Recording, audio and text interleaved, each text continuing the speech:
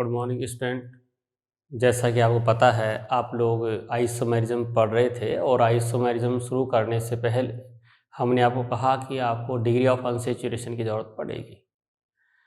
Degree of unsaturation के बारे में बहुत कुछ डिस्कस किया था, उसको समझा भी था कि डी क्या है। डी किसी सिलेबस का टॉपिक नहीं है, लेकिन ये अपनी हेल्प करता है जब कोई स्ट्रक्चर्स अपने को ड्रॉ करना होता है। तो डी का अपने पास फॉर्मूला आया था C+1 माइनस ब्रैकेट H+X-N/2। इस तरीके से अपने पास फॉर्मूला गया था। डी क्या है ये हम समझ लिए थे। अब उसके अपन थोड़ी और प्रैक्टिस कर लेते हैं, उसका एप्लीकेशन पार्ट लेते हैं। ठीक है, जैसे आपके पास क्वेश्चन है, क्वेश्चन इस टाइप से है, ड्रॉ ऑल द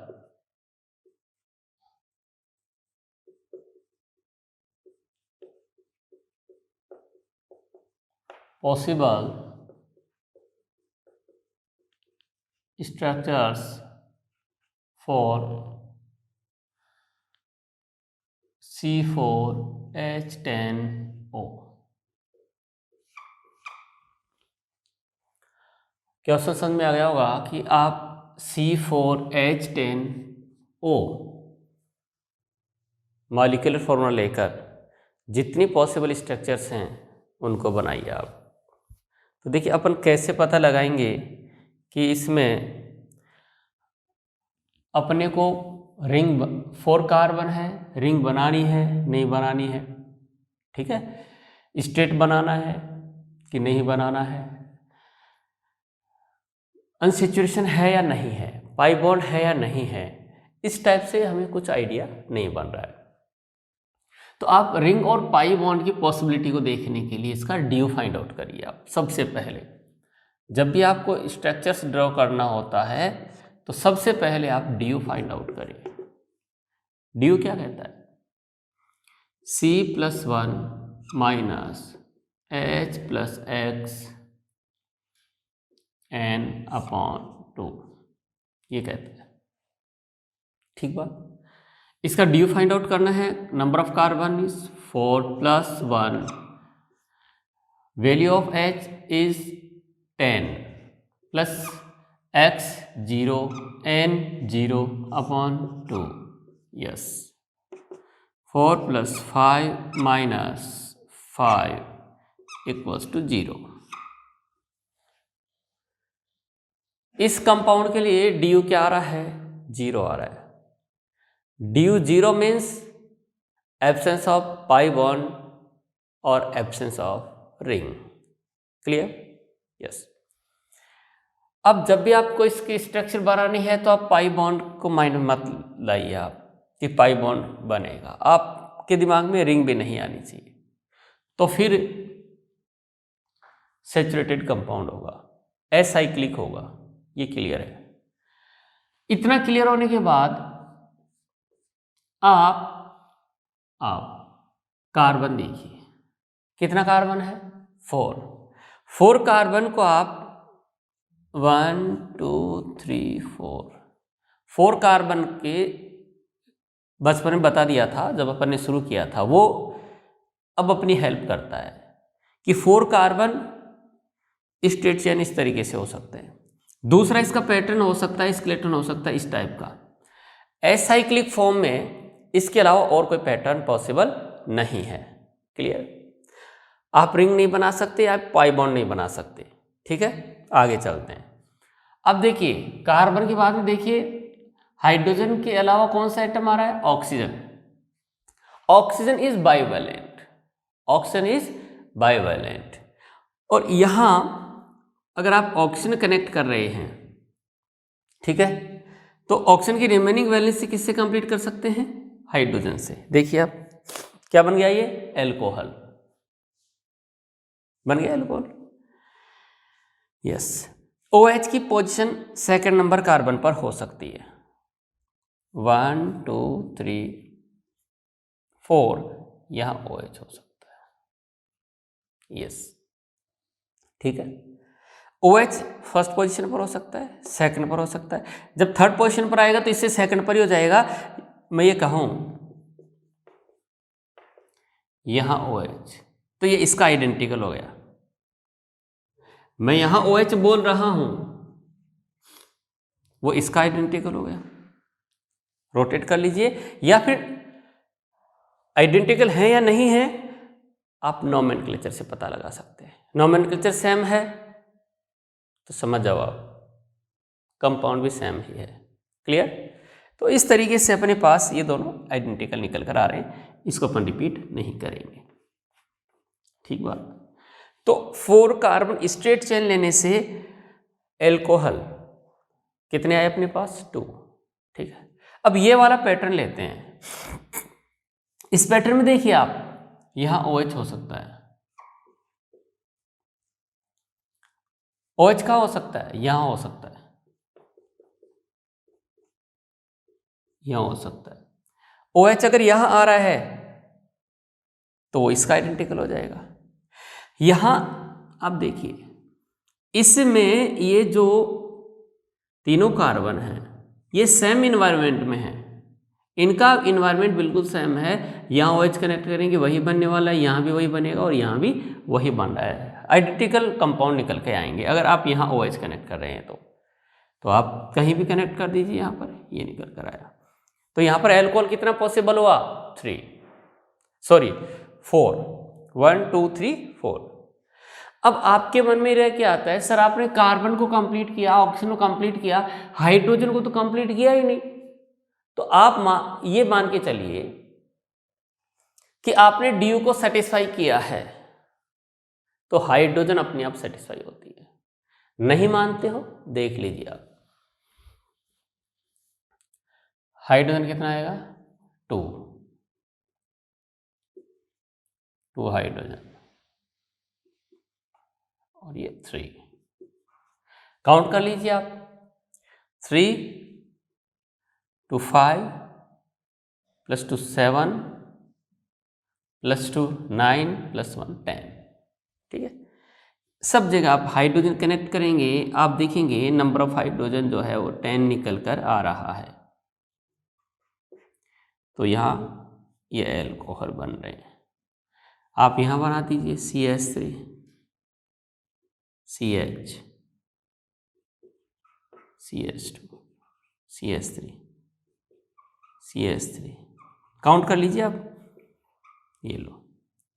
तो यहाँ से ये फर्स्ट, ये सेकंड, ये थर्ड और ये फोर्थ, ये सब एल्कोहल हुआ। तो ऑक्सीजन की एक वैलेंसी हाइड्रोजन से कंप्लीट हो रही है तो एल्कोहल बन रहा है। ऐसा भी तो हो सकता है कि हाइड्रोजन की जो दोनों वैलेंसी हैं वो किससे कंप्लीट हो जाए भाई? वो कंप्लीट हो जाए कार्बन से। देखिए कैसे, अपने पास 4 कार्बन का स्केलेटन ये वाला है और इस स्केलेटन में ऑक्सीजन यहां आ जाए, यहां ऑक्सीजन आ जाए। देखो आप, इसका स्ट्रक्चर डिफरेंट हो गया। और डिफरेंट स्ट्रक्चर क्या है ये मैंने आपको समझा दिया था। कनेक्टिविटी डिफरेंट होनी चाहिए, डिफरेंट स्ट्रक्चर में कनेक्टिविटी डिफरेंट होनी चाहिए। देखिए ऐसी कनेक्टिविटी और कहीं नहीं आ रही है कि ऑक्सीजन के साथ में दोनों तरफ कार्बन हो, ये डिफरेंट स्ट्रक्चर हुआ। यहां पर इस ऑक्सीजन को अगर मैं यहां कर दूंगा तो देखिए आप कनेक्टिविटी का टाइप चेंज हो गया है। इधर देखिए आप एक कार्बन आ रहा है, इधर देखिए 2 कार्बन आ रहे हैं, तो कनेक्टिविटी क्या हो गई है? डिफरेंट हो गई है। इसमें देखिए आप इस ऑक्सीजन के रेस्पेक्ट में इधर जो 3 कार्बन्स हैं उनकी कनेक्टिविटी इस टाइप से भी हो सकती है।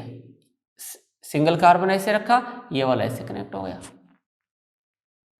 तो आप डिफरेंट कनेक्टिविटी ले सकते हैं, बता रहा हूं अभी। तो एक तो ये हो गया कि आप ऑक्सीजन की पोजीशन चेंज कर दीजिए। बनने वाला कंपाउंड ईथर है, ईथर भी डिफरेंट हो जाएगा। ऐसे देखिए आप,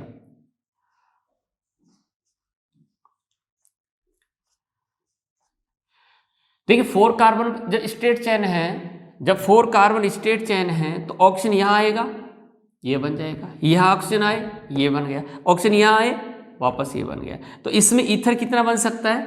ओनली 2। अगर मैं स्केलेटन ये वाला लेता हूँ, स्केलेटन ये लेता हूँ, तो भैया यहाँ का इन्वायरमेंट एक जैसा है, ये इन्वायरमेंट एक जैसा है, तो ऑक्सीजन यहाँ कनेक्ट करिए तो भी वही बनेगा, यहाँ करेंगे वह भी, यहाँ भी वही बनेगा। यहाँ पर O और ये कार्बन। अब आप फिर ये कह रहे होंगे सर कि यहाँ जो है हाइड्रोजन तो आपने कंप्लीट किया ही नहीं। तो हाइड्रोजन अपने आप कंप्लीट हो जाती है। हाइड्रोजन को बिना लिखे कंप्लीट है। ये क्या गया, CH3, CH3, CH2, CH2, यहाँ भी कंप्लीट कर दीजिए। मैं दोबारा से लिख देता हूँ इसको ऐसे। हाइड्रोजन काउंट कर सकते हैं आप,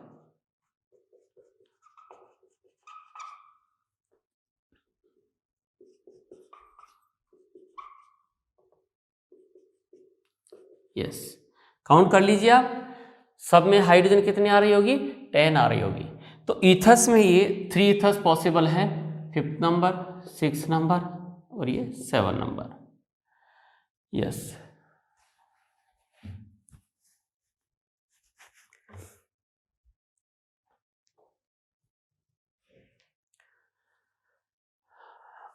ध्यान दीजिए आप, इससे कितनी स्ट्रक्चर्स पॉसिबल हुई, 7।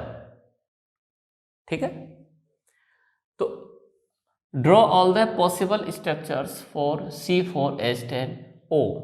आंसर क्या जाएगा, 7। यहां पॉसिबल एल्कोहल्स का नंबर पूछता, ठीक है कि नहीं, पॉसिबल एल्कोहल्स तो कितना होता, 4। ये एल्कोहल नहीं है, आप जानते हैं। एल्कोहल का नंबर पूछे कितना हो जाएगा, 4। आपको ईथर का नंबर पूछे, आंसर क्या जाएगा, 3। क्वेश्चन यही रहेगा, वो पूछेगा कि find the number of possible alcohols for C4H10O। ठीक है कि नहीं, तो फिर आप लोगों को ये बताना पड़ेगा। हाँ, उसमें आइसोमेरिज्म में एक क्वेश्चन और आता है, इसमें स्टीरियो इंक्लूड होता है, स्ट्रक्चर्स का जिक्र आता है, तो स्ट्रक्चर में यही होते हैं। प्राइमरी अल्कोहल के बारे में पूछ लेता कि प्राइमरी अल्कोहल का नंबर देखो, ये primary alcohol, secondary alcohol, tertiary alcohol. Number of primary alcohols 2, ठीक है। Number of tertiary alcohol 1, number of ethers 3। तो क्वेश्चन कुछ भी पूछा जा सकता है, बस आपको आइडिया होना चाहिए उसका। क्लियर है, तो इस टाइप से ये वाला क्वेश्चन क्लियर हुआ। आगे चलें, तो ड्यू क्या है। अब देखिए आपके दिमाग में, यार सर ये तो स्ट्रक्चर बनाई आपने, ड्यू का क्या यूज किया। ड्यू का यूज ये है कि आपके दिमाग में क्लियर हो गया कि इसमें पाई बॉन्ड नहीं बनाना है, आपके दिमाग में क्लियर हो गया कि रिंग भी नहीं बनानी है, तो फिर एसाइक्लिक कंपाउंड बनाने हैं। तो उसमें आप कार्बन को देखो और फिर ऑक्सीजन को देखो। एक क्वेश्चन और करते हैं ऐसे ही, draw all the possible structures for C4H11N। इसके लिए बनाना है। अब आपको पता है कि इस कंपाउंड में पाई बॉन्ड प्रेजेंट है या नहीं है, रिंग बनाऊं कि नहीं बनाऊं, क्योंकि 4 कार्बन को लेकर मैं रिंग बना सकता हूं, 4 कार्बन में पाई बॉन्ड बना सकता हूं। तो मुझे कैसे पता लगे कि मुझे वो बनाना है या नहीं बनाना है, उसका समझ रहे मेरी बात को। इसकी हेल्प कौन करेगा, DU। जहां कहीं भी अपने को मॉलिक्यूलर फॉर्मूला दे रखा है और से स्ट्रक्चर्स ड्रॉ करनी है, तो वहां अपनी हेल्प कौन करने वाला है, DU करने वाला है। इस कंपाउंड के लिए DU देखिए आप, कार्बन 4+1, फॉर्मूला अपने को हमेशा याद रखना है,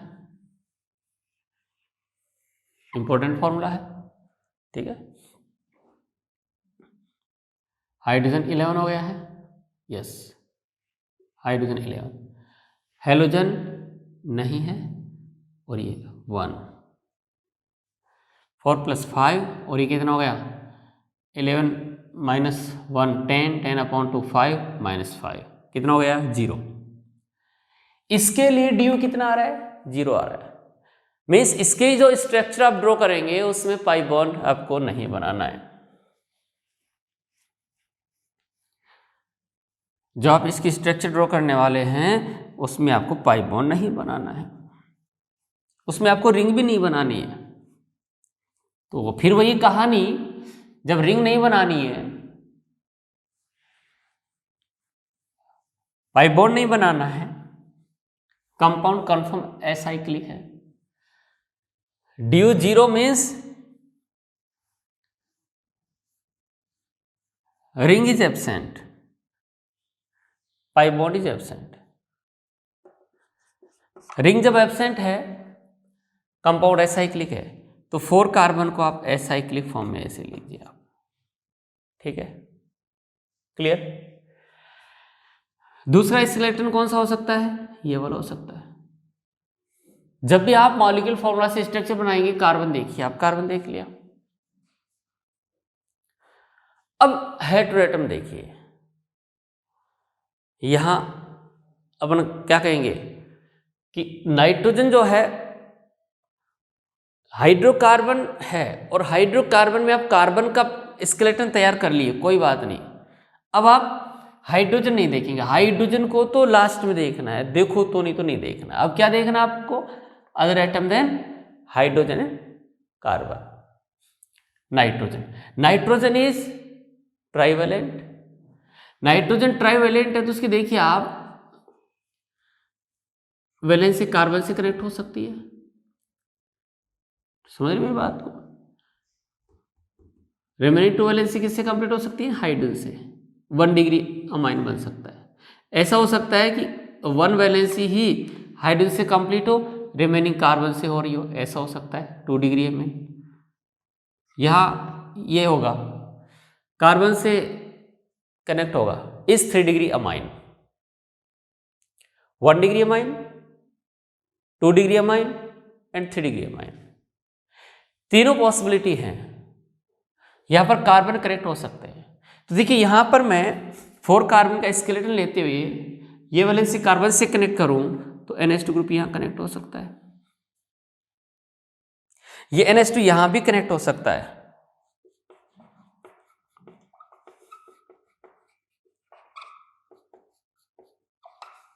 ठीक है, ये क्या हो गया? CH3, हाइड्रोजन अपने आप कंप्लीट हो रही है, देख लीजिए आप, ये देखिए आप। तो 4 कार्बन का जो स्ट्रेट चेन स्केलेटन है उसमें यहां NH2 हो सकता है, यहां हो सकता है, क्लियर।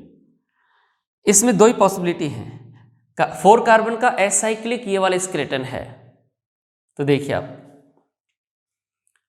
यहां पर NH2 हो सकता है, यस। ये 3 कार्बन जो हैं वो सेम इन्वायरमेंट में है,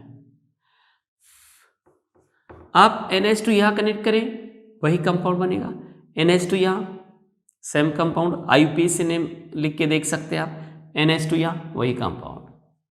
देखिए जब भी अपने को ऐसा लगे कि यार ये कंपाउंड आइडेंटिकल हैं या नहीं है, तो ऐसे कंडीशन में आप उसका IUPAC नोमेनक्लेचर कर लो। IUPAC नोमेनक्लेचर सेम आ रहा है, कंपाउंड सेम हो जाएगा, समझ गए मेरी बात को? यस। आइसोमेरिज्म में हम DU पढ़ रहे हैं भाई, ठीक है। अभी आइसोमेरिज्म क्या वो नहीं आया है, ये तो मेन हीरो इसका, वो अभी आएगा बाद में। तो आप यहाँ पर NH2 कनेक्ट कर सकते हैं, यहाँ भी कर सकते हैं,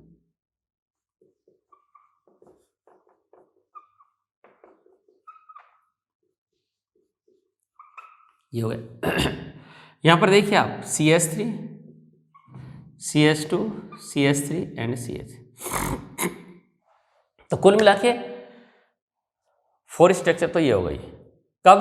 जब मैं NH2 मान रहा हूं, 1 डिग्री अमाइन की बात कर रहा हूं तो। अब ये भी तो हो सकता है कि 2 डिग्री अमाइन हो, मीन्स नाइट्रोजन की मिनिमम 2 वैलेंसीज कार्बन से कंप्लीट हो रही हो, तो यहां बना देते हैं आप, कोई दिक्कत नहीं। ये लो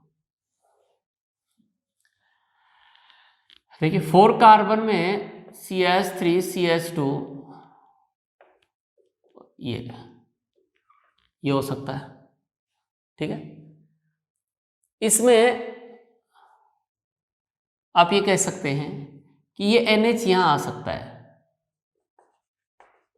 सेकंड पोजीशन पर NH, ये भी स्ट्रक्चर डिफरेंट हो गया। 4 कार्बन स्टेट चेन थे, 2 डिग्री अमाइन यहाँ बन सकता है, 2 डिग्री अमाइन यहाँ से बन सकता है। एक ये भी हो सकता है। अब देखिए आप, जो ये वाला स्केलेटन था, इस स्केलेटन में NH यहाँ आ सकता है, तो ऐसी कंडीशन में यहाँ क्या बन जाएगा, NHCH3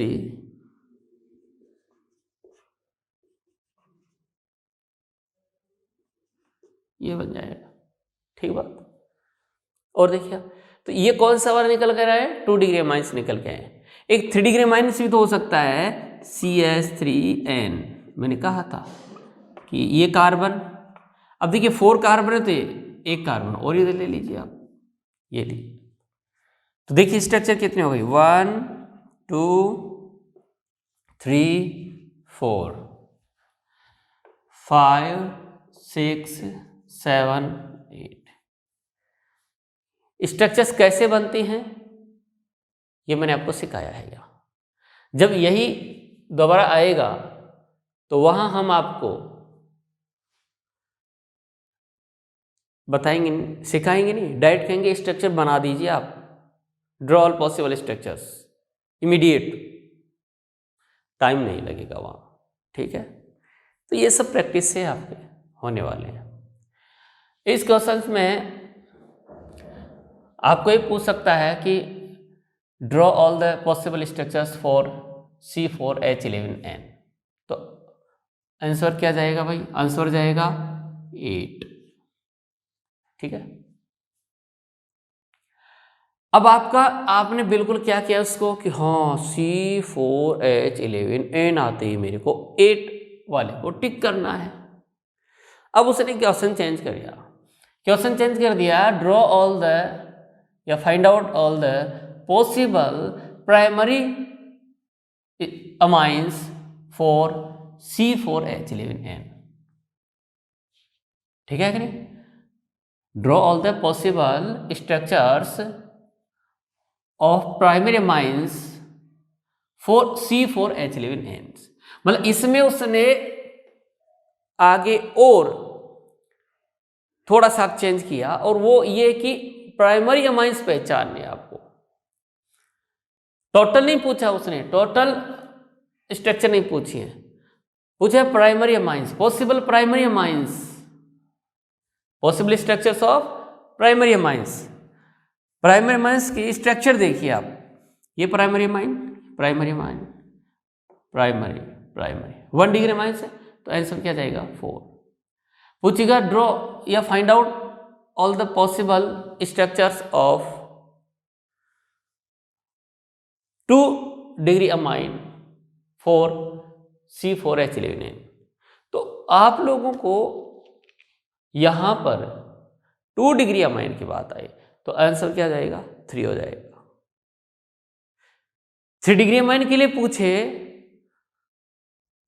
पॉसिबल 3 डिग्री अमाइंस, तो आंसर क्या जाएगा 1 जाएगा।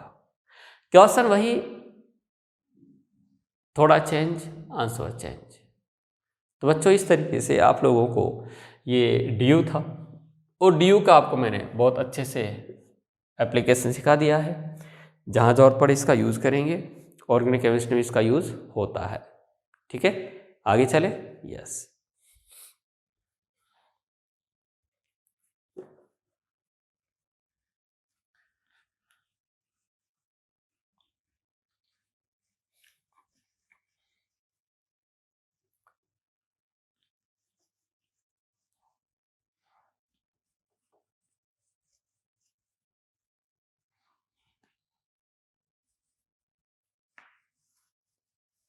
बच्चों अब जो आइसोमेरिज्म है वो समझने जा रहे हैं हम।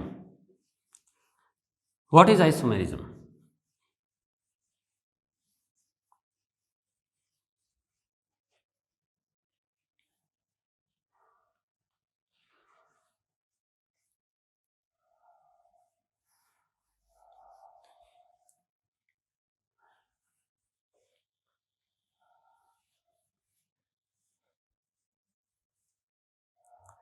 देखो बच्चों, बात ऐसी है, आइसोमेरिज्म को समझना इंपॉर्टेंट है। डेफिनेशन वगैरह ये सब तो अपन बाद में देखेंगे, पहले समझते हैं। देखिए CH3CH2OH, name of this compound is ethanol. Clear? CH3OCH3, methoxy methane. ठीक है, अब आप ध्यान दीजिए, both compound have same molecular formula. Number of carbon is 2, hydrogen 6, oxygen 1। Both molecules have same molecular formula.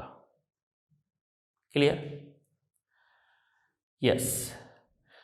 ये सब होने के बाद मैं इन कंपाउंड्स की फिजिकल प्रॉपर्टीज को देखूं, इनकी केमिकल प्रॉपर्टीज को देखूं, क्या वो भी सेम है? तो मैं देख पा रहा हूं कि इनकी जो फिजिकल प्रॉपर्टीज हैं, जो इनकी केमिकल प्रॉपर्टीज हैं, वो बिल्कुल सेम निकल कर नहीं आ रही है। क्यों नहीं आ रही है? देखिए आप, मॉलिक्यूल एल्कोहल का, एल्कोहल जो है उसमें OH आ रहा है, OH आ रहा है तो वहां हाइड्रोजन बॉन्डिंग का कॉन्सेप्ट लगेगा। एल्कोहल में हाइड्रोजन बॉन्डिंग है, बॉइलिंग पॉइंट ज्यादा है, इसमें हाइड्रोजन बॉन्डिंग नहीं है। हाइड्रोजन बॉन्डिंग नहीं है तो मॉलिक्यूल का बॉइलिंग पॉइंट क्या है? कम है। ये एल्कोहलिक रिएक्शन देता है, ये एल्कोहलिक रिएक्शन नहीं देता है। इसके फिजिकल प्रॉपर्टीज डिफरेंट हो गई, इनकी chemical reactions, chemical properties different हो गई। समझ रहे मेरी बात को? कंपाउंड्स के फिजिकल केमिकल प्रॉपर्टीज डिफरेंट हो गई है। यस, बस यही आइसोमेरिज्म है।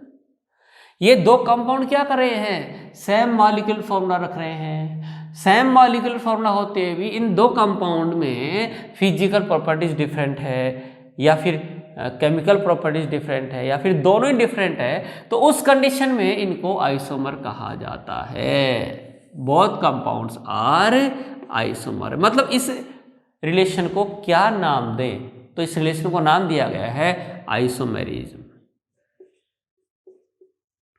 आइसोमेरिज्म, ठीक है, यही रिलेशन आइसोमेरिज्म है भैया। अब समझ में आ गई? तो आइसोमेरिज्म को आप कैसे डिफाइन कर सकते हैं? कंपाउंड्स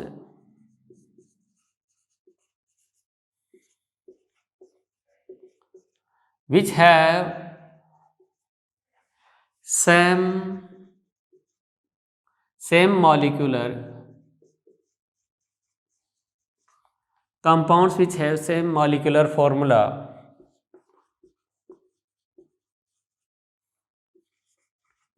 but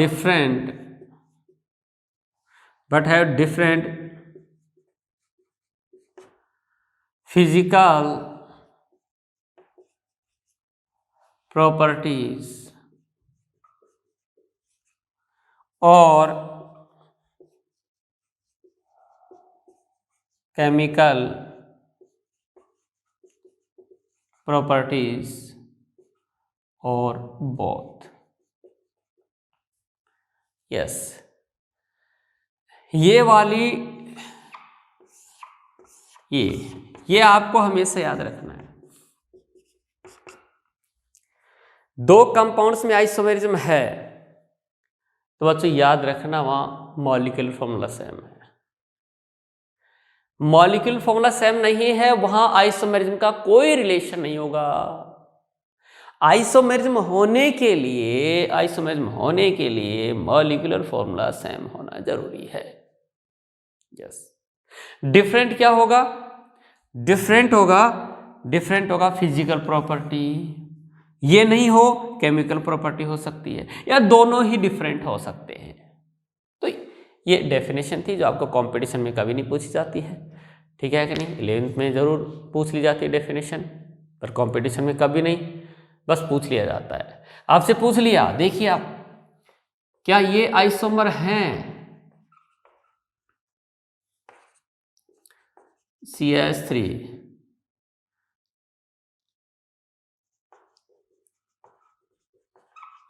क्या ये आइसोमर है? These are not isomer. Isomerism का इनमें कोई रिलेशन नहीं है। क्यों नहीं है? Due to different molecular formula, not isomer.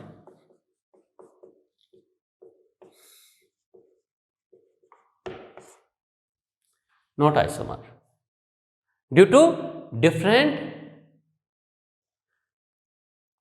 Molecular formula, due to different molecular formula. Clear है? तो आइसोमरिज्म क्या हो बच्चों? आइसोमरिज्म में आपको ये ध्यान रखना है, दो कंपाउंड हैं और उनमें एक रिलेशन है। कैसा रिलेशन है? सुन लो, दो कंपाउंड हैं, उनमें रिलेशन है आइसोमरिज्म।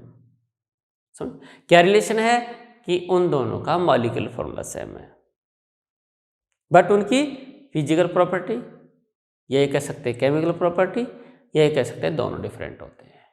क्लियर? यस। तो आप ये कह सकते हैं compounds have which have same molecular formula but different physical properties और केमिकल प्रॉपर्टीज और बोथ आर कॉल्ड आइसोमर्स। ठीक है भाई? अब देखना है कि आइसोमरिज्म कौन कौन सी टाइप की हो रही होती है। ठीक है नहीं? कौन कौन सी आइसोमरिज्म अपने पास होती है उसको देखना है। आगे चलिए। यस, तो आप कह सकते हैं अब क्लासिफिकेशन ऑफ आइसोमेरिज्म।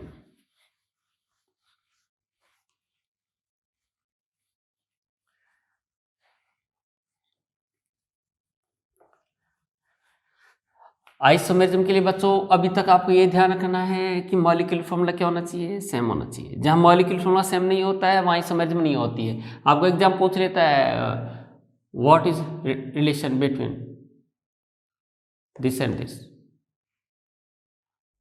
फिर इस ऑप्शन दे रखे होते हैं स्ट्रक्चरल आइसोमर, फंक्शनल आइसोमर, इस टाइप से, होमोलॉग्स, ऐसे। ठीक है, आगे चलते हैं।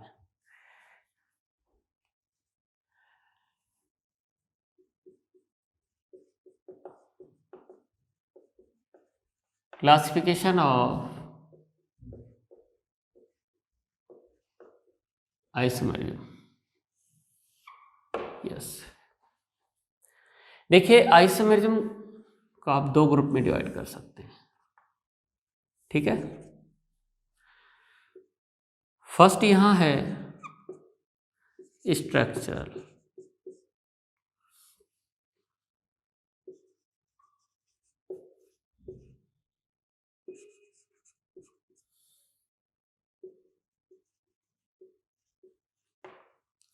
Structural isomerism first.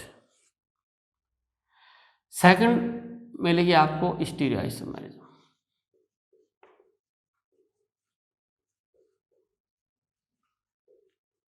अब आप ये भिड़ते मत कहते ना सर ये क्या है, what is structural isomerism and stereo isomerism.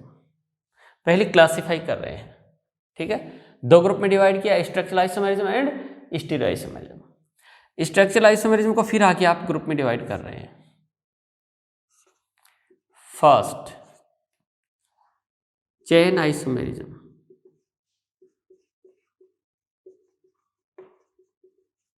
Chain isomerism.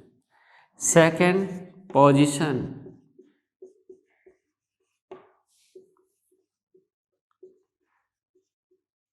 Position isomerism. Third functional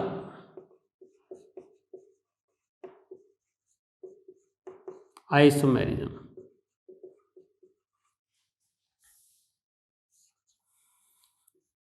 fourth metamerism.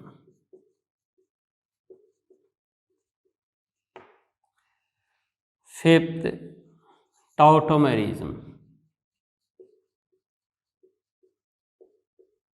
Tautomerism. और कहीं कहीं आपको मिल सकती है रिंग चेन आइसोमेरिज। ठीक है, तो ये था अपने पास type of structure isomerism. Clear? Yes. इधर आते हैं अब स्टीरियोआइसोमेरिज्म। स्टीरियोआइसोमेरिज्म को फिर आप दो ग्रुप में डिवाइड कर सकते हैं, दो ग्रुप में डिवाइड कर सकते हैं। ठीक है कि नहीं? तो आपके पास फर्स्ट आ रही है कॉन्फिगरेशनल आइसोमेरिज्म।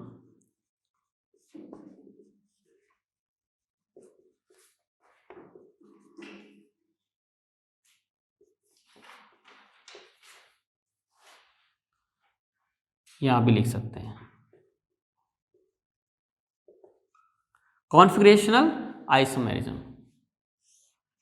सेकंड नंबर पर अपने पास आ रही है कॉन्फॉर्मेशनल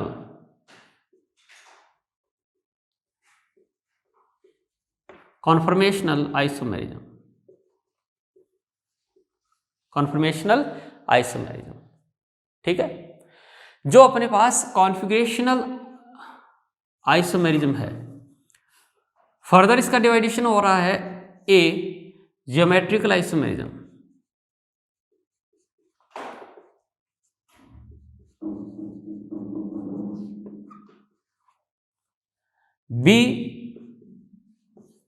बी अपने पास आ रहा है ऑप्टिकल आइसोमेरिज्म।